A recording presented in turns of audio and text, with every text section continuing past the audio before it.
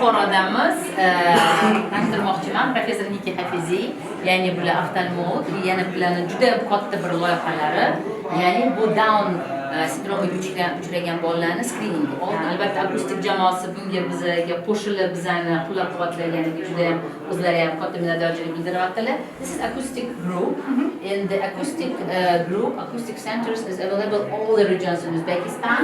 And if you notice in Samarkand, in Andijan, also supported by the equipment, by the doctors, and also that's really good. You see, just new one coming here in Bukhara, and will be check all the children because the Down syndrome is the usual acute inflammation in middle ear. Yes, that's right.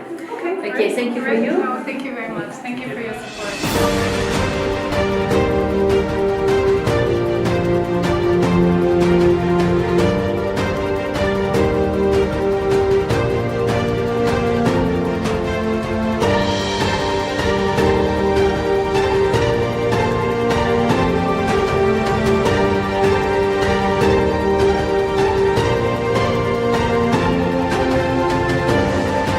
Hozir mana akustik jamoasi bilan biz Buxorodamiz.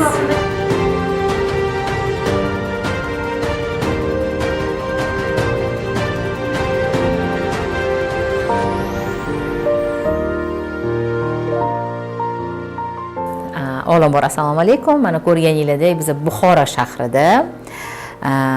Havo ham zo'r, ishimiz ham o'ziga yarasha va albatta professor Niki Hafiziy, ya'ni bu Shvetsariyaning Tyurix shahrida Elza ko'z markazi professorim bilan, tashabbuskorim bilan bilasizlar, Andijonda 2 marotaba, Samarqandda bu loyiha o'tkazilib, juda o'zini yuqori samarasini ko'rsatdi. Buxoroda bizga mana yordamga shuncha chiroyli yigitlar, Muyassarxon, Nafis Muyassarxon ham keldilar. Bizning shogirdimiz. Muyassarxon, nima deb o'ylaysiz? Mana hozir kamida 50 ta 60 ta sindrom Downga uchragan bolachalarni ko'rdik. Albatta bu men o'ylayman juda katta tajriba. Hammasi har xil vaziyatlar.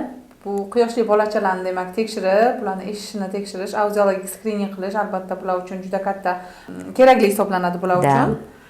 Mana shu akustik nimasiga ham, jamoasiga ham rahmat aytamiz. Bizga mana shunaqa apparatlar bilan bizdan ta'minlaganlar uchun.